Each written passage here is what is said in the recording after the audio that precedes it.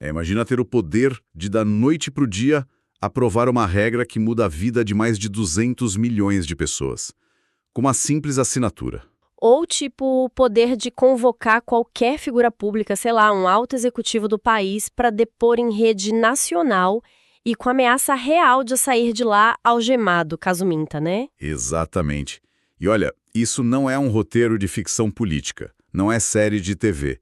São os poderes reais, pulsantes e muitas vezes invisíveis do nosso Estado operando nos bastidores. Aham, o mundo real. Bom, boas-vindas a quem nos escuta a mais esta nossa análise profunda. Eu sou seu anfitrião e a nossa missão hoje é mergulhar nessas águas institucionais e desmistificar como o poder realmente funciona na prática no Brasil. E para isso a gente mergulhou num manual técnico, bem denso, por sinal, de direito constitucional, mas focado especificamente no poder legislativo. Sim, e o nosso objetivo aqui, para quem está acompanhando, é extrair o suco desse material. A gente quer revelar a engrenagem da máquina pública, mas deixando totalmente de lado aquele jargão jurídico chato que costuma afastar todo mundo. É um exercício bem libertador, na verdade, porque quando a gente olha só para as manchetes superficiais de jornal, a teoria e a prática parecem operar em mundos, tipo, completamente diferentes. A Constituição desenha o mapa, claro, mas a política real é o terreno. E esse terreno é super acidentado, cheio de atalhos, de armadilhas. Sem dúvida nenhuma. E o que fica muito claro logo nas primeiras páginas das nossas fontes é que a gente precisa quebrar um grande mito. O senso comum costuma olhar para o Congresso, o Legislativo em si, apenas como uma grande fábrica de leis. Sabe aquela imagem mental de uma linha de montagem? Entra um projeto, aperta um botão, sai uma lei. Isso. Só que o que os documentos revelam é um tabuleiro de xadrez incrivelmente agressivo e complexo. É um ecossistema com poderes gigantescos de investigação, escudos de proteção para os políticos e uma batalha constante, quase uma guerra fria com o presidente da República e com o STF. Com certeza. Então, para começar a desatar esse nó, vamos ao básico. Se o legislativo não é só fazer leis, qual é o verdadeiro papel deles no Brasil de hoje? Bom, o que é fascinante logo de cara é a gente voltar à raiz do sistema, sabe? Aquela famosa teoria do Montesquieu sobre a separação dos poderes. A sacada original do Montesquieu não era simplesmente dividir tarefas para facilitar o trabalho. Não era só organização de escritório, então? Não, de jeito nenhum. A ideia central era criar um sistema de, digamos, paranoia institucional. Um sistema de freios e contrapesos. O poder só pode ser freado pelo próprio poder. Então, dentro dessa lógica, o manual explica que o legislativo tem funções típicas e funções atípicas. Tá, e quais seriam as típicas? A primeira função típica, claro, é legislar, ditar as regras do jogo. Mas a segunda função típica, e essa é indiscutivelmente a mais vibrante hoje em dia, a que mais gera atrito na TV, é a de fiscalizar e controlar os atos do Poder Executivo. Ah, entendi. E as funções atípicas seriam aquelas situações em que o legislativo meio que invade a praia dos outros poderes? Exatamente isso. O legislativo também atua como juiz. O Senado, por exemplo, é quem dá a palavra final num julgamento de impeachment do presidente da República. Eles julgam o crime de responsabilidade. Caramba, é verdade. E eles também atuam como administradores, que é uma função do executivo quando organizam seus próprios milhares de funcionários, fazem licitações para os prédios deles, gerenciam um orçamento bilionário próprio. É tipo um microcosmo do Estado operando lá dentro. Entendi. E só para a gente mapear o terreno antes que entrar nas batalhas, o material fala de um sistema bicameral no plano federal e unicameral nos estados e municípios. Como é isso na prática? É bem simples, na verdade. No plano federal, lá em Brasília, a gente tem duas casas, por isso bicameral. A Câmara dos Deputados representa o povo, então o número de deputados de cada estado é proporcional à população dele. São Paulo tem muitos, Roraima tem poucos. Faz sentido. E o Senado? Já o Senado representa os estados da federação. Lá não importa se é São Paulo ou Roraima, todo mundo entra em pé de igualdade, com 3 senadores cada. É a trava para impedir que os estados gigantes esmaguem os menores. Aham. Agora, nos estados, nas assembleias e nos municípios, nas câmaras de vereadores, o sistema é unicameral. É uma câmara só tomando as decisões, o que deixa a coisa um pouco mais rápida no nível local. Sabe, lendo tudo isso, me veio uma analogia muito clara à cabeça. Fiquei pensando que é como se o Estado fosse uma empresa gigante e o Legislativo fosse o conselho de administração dessa corporação, Gostei, faz total sentido. né? Eles não apenas escrevem o regulamento interno da empresa, que seriam as leis, mas a função principal deles hoje é auditar o trabalho do CEO, que no caso é o Poder Executivo, o presidente. Eles precisam garantir que o dinheiro dos acionistas, no caso, os cidadãos, está sendo bem gasto. É uma analogia muito boa, porque um conselho de administração precisa de ferramentas agressivas para fazer essa auditoria. Eles não podem só cruzar os braços e confiar nos relatórios bonitinhos que o CEO manda. Eles precisam abrir a caixa preta quando desconfiam de algo. Isso é um gancho perfeito para o nosso próximo ponto. Se a função mais intensa hoje é auditar o CEO, qual é a ferramenta mais poderosa que esse conselho tem? E aí a gente entra nas famosas CPIs, as Comissões Parlamentares de Inquérito. Nossa, CPIs são o verdadeiro raio-x do sistema. Elas têm o poder de paralisar o país. Mas, exatamente por serem tão letais, elas não podem ser criadas do nada, baseadas num boato de corredor. A Constituição coloca 3 requisitos muito rígidos para o jogo da CPI começar. Quais são? Primeiro, assinatura de 1/3 dos membros da casa. Segundo, a apuração de um fato determinado. Não pode existir, tipo, uma CPI genérica da corrupção. Tem que ter um alvo, um escândalo específico. E terceiro, um prazo certo de duração. Toda CPI nasce com data para morrer. Peraí, deixa eu focar nesse primeiro ponto porque eu achei muito curioso. 1/3 das assinaturas. Por que são 1/3? O Congresso não é o tempo da maioria? A maioria não deveria decidir o que vai ser investigado? Então, essa é uma das sacadas mais geniais da nossa democracia. Funciona como uma válvula de escape. A criação de uma CPI é o que o direito chama de direito subjetivo da minoria parlamentar. Pense estrategicamente. Tá. Se dependesse da maioria absoluta para investigar o governo, e o governo tivesse uma base aliada forte, nenhuma investigação ia andar, concorda? Eles iam barrar tudo. Nossa, é verdade. O governo ia se blindar totalmente. Exato. Por isso, o STF já pacificou o entendimento de que a minoria tem o direito de abrir a investigação. Não tem que passar por votação no plenário para aprovar a criação. Não depende da boa vontade do presidente da Câmara ou do Senado. Tendo as assinaturas e o fato, a CPI tem que nascer, quer o governo goste ou não. Entendi a lógica. Mas aí entra a parte que me deixou mais perplexo no material. O documento diz com todas as letras que as CPIs têm poderes de investigação próprios de autoridades judiciais. Como assim? Os políticos viram juízes do nada? Eles têm poder de polícia ali dentro? Olha, essa confusão acontece muito, especialmente pelo teatro que a gente vê na TV. Eles ganham poderes enormes, sim, mas eles não podem fazer o que quiserem. Tem uma linha bem desenhada aí. Com a aprovação da maioria da comissão, uma CPI pode quebrar sigilo bancário, sigilo fiscal e sigilo de dados telefônicos. Eles rastreiam o dinheiro e veem com quem você andou falando. Mas deve ter um limite, né? Porque assistindo às sessões parece uma inquisição sem fim. Tem um limite duríssimo. O manual é claro. A fronteira da CPI é um núcleo dos direitos fundamentais, que só um juiz de verdade pode tocar. Por exemplo, a CPI não pode expedir um mandado de busca e apreensão na casa de alguém. A casa é asilo inviolável, só com ordem judicial de verdade. E sobre telefone, porque você falou que eles quebram lados telefônicos, mas eu li que não podem fazer escuta. Qual é a diferença na prática? É um detalhe crucial. Quebrar dados telefônicos é pegar o extrato da operadora. A CPI consegue saber que o seu número ligou para fulano à meia-noite e a ligação durou 10 minutos. Ah, o registro? Isso, o registro. Mas eles não podem colocar um grampo para ouvir a conversa. Interceptação telefônica é proibida para a CPI. E tem o limite máximo, eles não podem decretar prisão preventiva de ninguém para forçar a confissão. A única exceção é se a pessoa cometeu um crime ali, ao vivo, na frente deles. tipo falso testemunho. Aí é prisão em flagrante. Caramba, isso muda muito a perspectiva. Quando a gente vê os deputados gritando e ameaçando prender na TV, é um puta jogo de pressão psicológico, mas contido em regras bem frias. E sobre quem é chamado para depor? A pessoa é obrigada a ir e contar tudo? Essa parte da jurisprudência do STF é bem detalhada no material.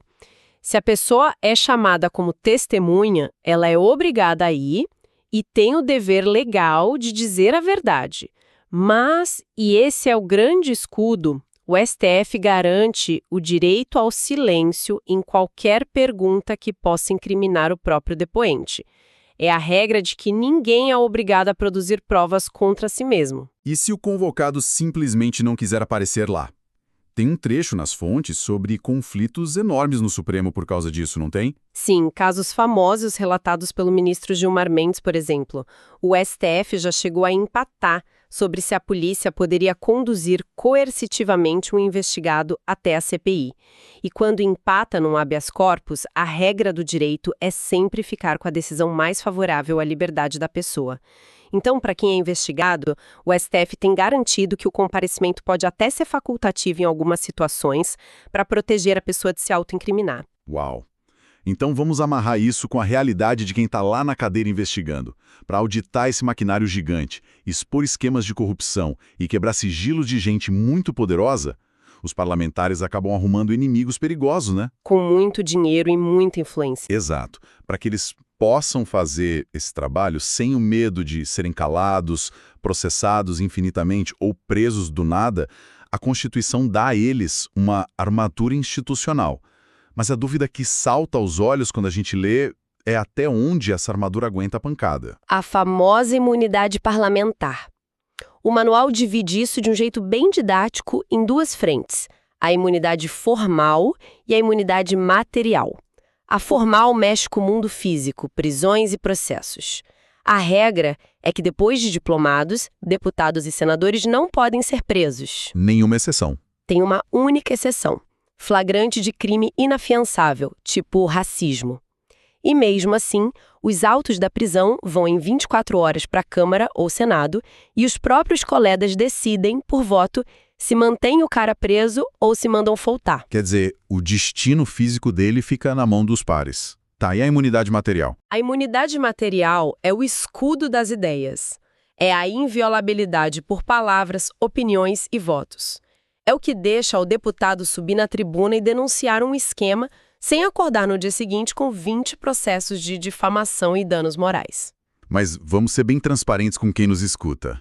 No mundo polarizado como o nosso, na era da internet, isso soa como um passe livre absoluto, uma permissão do Estado para um político xingar, ameaçar e espalhar mentiras dizendo: "Ah, eu tenho imunidade". É um escudo impenetrável mesmo? Pela análise das decisões do STF trazidas no manual, a resposta é um sonoro não. Não tem passe livre. Nos últimos anos, a jurisprudência fixou uma regra de ouro. Para a imunidade material funcionar, tem que existir um nexo funcional. Nexo funcional. Traduz pra gente. Traduzindo, a fala ou o vídeo postado tem que ter uma ligação direta com o trabalho dele como deputado ou senador. Tem que ser parte do exercício do mandato. Se for só um ataque gratuito que não tem nada a ver com o trabalho de legislar ou fiscalizar, a armadura cai. Ah, entendi. E o material traz uns casos super específicos onde o STF decidiu traçar essa linha na areia, né? E acho super importante lembrar à nossa audiência que a gente está relatando isso de forma totalmente neutra, focando na mecânica da lei, sem endossar ou atacar as opiniões dos envolvidos. Claro, o foco é 100% técnico. O manual cita o caso do ex-deputado Daniel Silveira, por exemplo. O STF julgou que gravar vídeos para a internet com ameaças graves aos ministros da corte não tem qualquer nexo com a atividade parlamentar, então sem escudo. Tem um caso envolvendo artistas também, um pouco mais antigo. Isso, o caso do então deputado Vladimir Costa. Ele ofendeu um grupo de artistas publicamente, chamando de vagabundos, e propagou isso. O STF já aceitou o processo contra ele, deixando claro que ataque pessoal à honra, que não soma nada ao debate público, não tem proteção constitucional. tem mais um documentado lá, né? Sim, tem o episódio do ex-deputado Jair Bolsonaro com a deputada Maria do Rosário. Falas depreciativas de cunho pessoal ditas em entrevistas para a imprensa foram julgadas pelo STF, pelo STJ como fora da função parlamentar, não tinha nexo funcional e isso gerou condenação por danos morais. Ficou um padrão muito nítido, falou fora do escopo do trabalho do Estado, perde a proteção. Mas além dessas palavras, o texto detalha uma revolução gigantesca que o STF fez em 2018, a questão do foro privilegiado. Nossa, essa foi uma mudança de paradigma enorme no Brasil. Antes de 2018, a regra era um guarda-chuva gigante. Bastava virar deputado federal e pimba. Qualquer processo criminal seu de qualquer época ia direto para o STF em Brasília. Que era visto por muita gente como um elevador de fuga, né? O político ia ser julgado na cidade dele, sentia a água bater na bunda, se candidatava, ganhava, e o processo subia para um STF superlotado e acabava prescrevendo. Mas aí o STF cortou o cabo do elevador. Foi bem isso, um corte cirúrgico. Hoje, o foro privilegiado no STF só vale se preencher duas condições muito duras. O crime tem que ter acontecido durante o exercício daquele mandato atual e o crime tem que ter ligação direta com as funções daquele cargo. Então, se um senador sai na porrada no trânsito, a agressão não tem nada a ver com ser senador. Vai para a justiça comum. Vai para o juiz de primeira instância da cidade, exatamente. Mas o manual dá um exemplo ainda melhor sobre a continuidade do cargo, que era a grande brecha antiga. Imagina um prefeito de uma cidade grande. Tá, imaginei. Ele assina um contrato fraudulento, crime de corrupção. Como prefeito, ele tem foro no Tribunal de Justiça do Estado. Aí ele tenta se reeleger e perde. No dia que ele vira cidadão comum de novo, o processo desce lá para o juiz de primeira instância. Até aí é lógico. Mas e se ele der a volta por cima, passar 4 anos e ele virar prefeito de novo? O processo entra no elevador e sobe de novo? Antes de 2018, sim, era um ioiô de processos. Mas agora não. O STF disse que, para manter o foro, precisa de continuidade ininterrupta. Como ele ficou 4 anos sem mandato, houve uma quebra na linha do tempo. Então o processo trava na primeira instância e fica lá, mesmo ele sendo prefeito outra vez. Acabou a manobra de pular de cargo em cargo só para o processo prescrever viajando de tribunal em tribunal. Sensacional. Bom, amarrando todas essas linhas até aqui, a gente percebe que o legislativo tem engrenagens de segurança muito pesadas. Regras duras para aprovar leis, para criar CPIs, limites de imunidade desenhados milimetricamente pelo STF. É um processo focado em debate, que por natureza é lento. Muito lento. O problema crítico é que o mundo real não espera o debate do Congresso. Uma pandemia não espera. Uma enchente não espera. O que acontece quando o país precisa de uma lei para ontem e não pode aguentar 3 meses de negociação?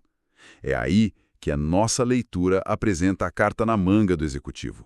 As medidas provisórias. Se a gente voltar para a nossa analogia da empresa, onde o Congresso é o Conselho de Administração lento, a medida provisória, a MP, é o código de trapaça do CEO, do Presidente da República. A Constituição diz que, em casos de relevância e urgência, o presidente dita uma MP. E o detalhe é, ela tem força de lei na mesma hora. Bateu no Diário Oficial, já está valendo e mudando a vida das pessoas. Imediatamente. E dura quanto tempo essa canetada? Ela vale por 60 dias. Se o Congresso não votar, ela prorroga automático por mais 60. Ou seja, uma única decisão do presidente cria uma lei que pode ditar a regra do país inteiro por quase 4 meses. Mas espera, isso não é perigosíssimo? Se o presidente tem uma caneta mágica de 4 meses, o que impede ele de ignorar o Congresso? Ele poderia, sei lá, mudar as regras das eleições no mês anterior. Ou criar um crime novo do dia para a noite. Seria o caos, um flerte com a ditadura. Por isso, o sistema tem travas materiais muito claras. É terminantemente proibido usar medida provisória para mudar direito eleitoral e direito penal. Não pode criar crime nem mexer em eleição por decreto. E o manual traz um freio do STF super recente. Qual? O STF decidiu que o presidente não pode usar a MP para diminuir a proteção ao meio ambiente. Se quiser reduzir o tamanho de uma floresta protegida, por exemplo, não pode ser por canetada provisória.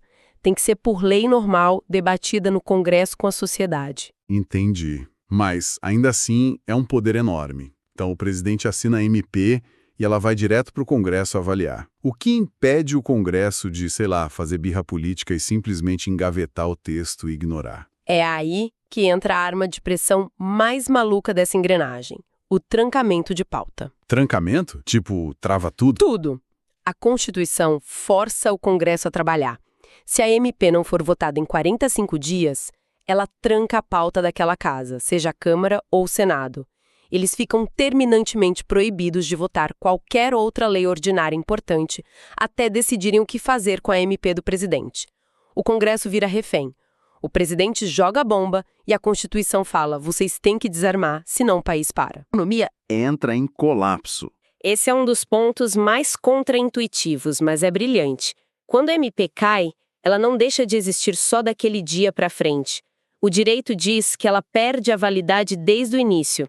Tem um efeito chamado ex tunc. Opa, traduz o latim pra gente? Basicamente é uma máquina do tempo. A lei volta no tempo até o dia que o presidente assinou e apaga todos os efeitos legais retroativamente, como se ela nunca tivesse existido. Nossa, esse é o apocalipse econômico. Imagina, quem pagou menos imposto vira devedor da noite pro dia. O governo vai cobrar o auxílio de volta de quem já comprou comida. Exatamente, seria um caos completo. Então, para não deixar o cidadão pagar o pato dessa briga política, a Constituição obriga o Congresso a criar um decreto legislativo. O papel desse decreto é justamente consertar a bagunça. O Congresso basicamente diz: a MP morreu, mas os contratos e os pagamentos feitos naqueles 120 dias ficam valendo e estão protegidos. Ufa, tá. E se, por algum acaso, o Congresso for lento e não fizer esse decreto de jeito nenhum? Se passar 60 dias e o Congresso não editar o decreto, a regra diz que tudo o que aconteceu de fato naqueles 4 meses continua sendo regido pelas regras daquela MP que já morreu. É um plano B automático para estabilizar a crise e a economia não quebrar. Incrível. Simplesmente incrível. Caminhando para a conclusão da nossa imersão de hoje, fica muito evidente que a gente vive num ecossistema alimentado por desconfiança mútua, né? O Congresso usa o canhão das CPIs para auditar cada passo do presidente, o presidente usa as MPs para furar a fila da lentidão do Congresso e lá no topo, operando como grande árbitro, está o Supremo Tribunal Federal definindo até onde cada um pode ir. Sim, é libertador entender isso, não é? Demais. Entender o trancamento de pauta, o nexo funcional das imunidades. A gente tira o Congresso daquela imagem de prédio de cartão postal em Brasília e percebe que é um ringue de boxe, onde as regras do nosso dia a dia são disputadas à tapa. Total. E se você me permite deixar uma provocação final para quem está acompanhando a gente, uma coisa que grita nas entrelinhas de tudo que lemos hoje. Manda. A gente viu um padrão absoluto aqui. Quem decide se a minoria tem ou não direito de abrir a CPI? O Supremo. Quem dita se o deputado perde ou não a armadura da imunidade na internet? O Supremo. Quem cortou o cabo do elevador do foro privilegiado? O Supremo. E quem disse que a medida provisória não pode mexer no meio ambiente? O Supremo de novo. O STF. Então, a grande reflexão que fica é a seguinte: num sistema que foi desenhado há séculos pelo Montesquieu para ter 3 poderes divididos e perfeitamente equilibrados. Se absolutamente todas as regras, disputas e limites entre quem executa e quem legisla terminam no colo de juízes para a palavra final, quem é que de fato dita o ritmo da República Brasileira hoje? Que paulada, hein? Uma pergunta excelente, quase filosófica para a gente mastigar enquanto assiste ao jornal. Mas é isso. Voltando ao nosso ponto de partida. A máquina do Estado nunca vai ser uma fotografia nítida, estática. Ela é caótica, fluida, cheia de atrito. Mas quando a gente mapeia essas peças, os limites da CPI, a proteção real dos políticos, tudo faz muito mais sentido. Agradeço de coração a companhia de quem nos ouviu até agora. Continue curiosos, continuem questionando as coisas mastigadas que entregam para vocês e a gente se vê na nossa próxima análise profunda.